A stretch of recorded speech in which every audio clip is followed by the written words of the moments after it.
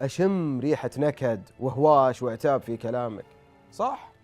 يعني أنت تجيب للناس حقوقها وتنصفها، وتجي على زوجتك حبيبتك ما تنصفها. ترى هذا اتهام خطير مبني على الشك والأوهام اللي في عقلك واللي لازم تشيلينه من مخك. ترى الموضوع بدأ يزيد عن حده وبديت أزعل، وأنت تعرفين ترى زعلي صعب. الشك والأوهام هذين راح يجننوني. أنا أبيك تطمني، أنا خايفة تكون في واحدة قاعد تحوم حولك وتبي تاخذك مني ومن حضني. شيلي هالكلام الفاضي من راسك واتركيني أدخل أنام وارتاح. لا تخلي الأوهام هذه كلها تخرب بيتك، وانتي عارفة إن زوجك وزوجي أصحاب من كانوا صغار، وإذا في شيء أكيد أحمد كان جا وقال لي. أنت من جدك تبي أحمد يحكي شيء عن زوجي؟ حبيبتي الرجال ما يقولوا شيء عن بعض وأسرارهم في بير. في شيء غلط. لا تدمري حياتك عشان أحاسيس ومشاعر، يمكن يكون أنت نفسيتك تعبانة أو فيكي شيء. من جد صار لك فترة على نفس الموضوع، وإذا زوجك تركك ما تيجي تلوميه. يلا حيه، والله هذه الساعة المباركة. الله يحييك ويبارك فيك. سلمت. الله يسلمك بالعافية. والله من زمان عنكم يا شباب، خلونا نطلع البر نتذكر ايام قبل. انا ما عندي اي مشكله، انا عزابي اموري طيبه، ما عندي احد يسالني وين رايح وين جاي. الموضوع عندي. على طاري العزابية، أنت الحين تعديت 30 ولا لقيت بنت الحلال؟ ما لقيت اللي تناسب. طلباته تعجيزيه، لو كنت ابي ملكة جمال. لا بالعكس، ما بيها حلوه بزياده، لا تطيح عيون الناس كلها عليها، ولا تكون شينه نحاس عنها. لا تكون طويله بزياده قاعده تنقز اوصلها، ولا قصيره تجيني الم في الظهر وانا احاول اخمها.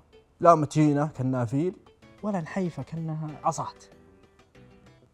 لا سمراء ولا بيضاء، لا غبيه بزياده قاعد اشرح لها السالفه ساعتين، ولا ذكيه تقعد تتعبني في البيت وانا قلت لك وانت ما سويت وانت. بس هذه هي طلباتي، بسيطه صح؟ بس والله شكله على هالطلبات يبي يقعد عزوبي طول عمره.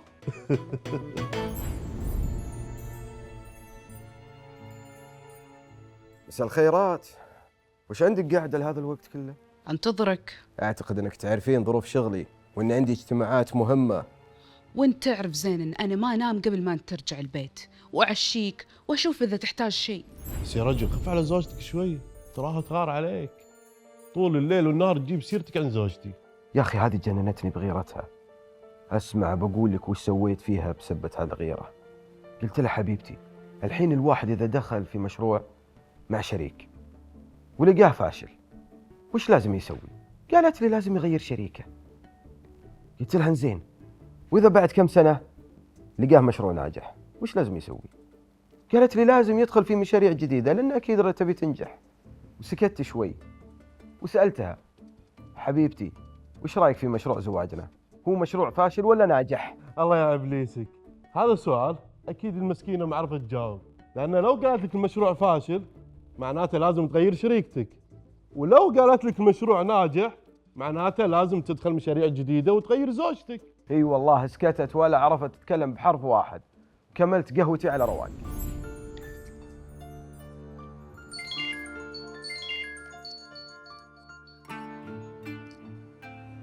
حي الله وفاء، كيفك؟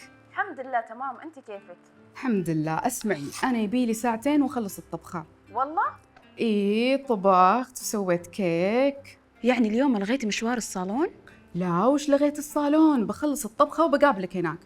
ودي اضبط شعري كذا يعني. أوه أيامك يا عروس، الحمد لله عقلك رجع مكانه. لا انا اصلا عاقله وترى ماني بغلطانه. الموضوع كله بس يعني حبيت اسوي هدنه واضبط نفسي شويه. تسلم يدك. مرة حلو غدا.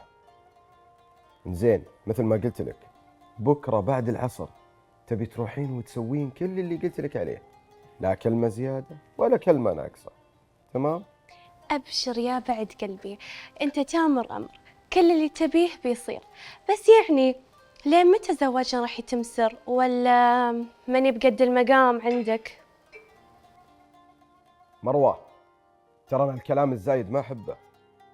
بعدين احنا تكلمنا من قبل في هذا الموضوع وقلت لك هالفترة ما هو بوقتها، ولا لك شور ثاني انت؟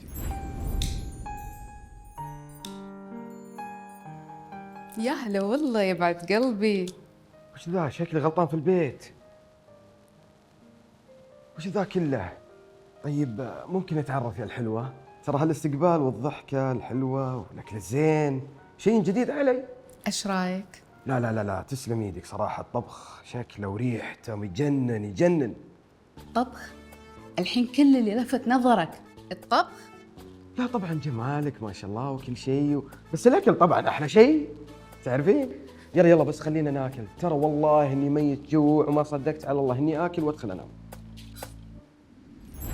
آسفة إني جيتك بدون موعد، بس الموضوع مرة مهم. أبغى أتكلم عن زوجك المحامي. ودي أشتكي على زوجي متزوج علي بالسر ويتركني أنا والأولاد بالبيت بروحنا بالأسابيع. لا حول ولا قوة إلا بالله. والله الرجال هذيل ما لهم أمان. يعني وش يبي زوجك هذا؟ جمال ولطافة بس. وش نقول؟ الشكوى لله. كل اللي استشرتهم قالوا لي مالي غير زوجك المحامي يساعدني. إيه إن شاء الله بيساعدك من هالزوج الخاين. يلا أنا بروح أزهم.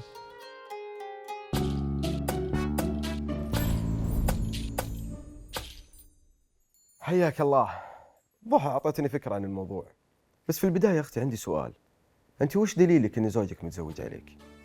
هو قال لك؟ صراحة ما عندي دليل، بس قلبي كذا حاس إن في زوجة ثانية في الموضوع، وكل ما أسأله وين تروح يقول لي مشغول في الدوام. شوف يا بنت الناس، هالكلام اللي قاعدة تقولينه ما يجوز. ما أحد يقبل إنك تتهمين زوجك اتهام مثل هذا، تخربين بيتك وبيت عيالك بدون أي دليل. ترى الشك والأوهام إذا دخلوا بيت يخربون الستر والمودة والرحمة اللي فيه. ترى هذه مناسبة حتى زوجتي تشيل الأفكار السوداء اللي في راسها، عشان أطمنها لأني حسيت في قهرك وقهرها. أبى حلف يمين الله قدامها وقدام رب العالمين إني إذا لي أي زوجة برا هذا البيت فهي طالق طالق طالق ومحرمة علي إلى يوم الدين. ترى مشكلتك هذه يا أختي خلتني أعرف أن الشيطان يقدر يوسوس للناس ويعرف شلون يدخل بيوت الناس ويهدم البيوت العامة. وهذه ترى سبحان الله كانت فرصة إني أحلف قدام زوجتي علشان يرجع لها عقلها وتهتم في بيتها وعيالها. يا زوجي يا حبيبي، والله إني أوعدك إن الأيام هذه ما راح تنعاد.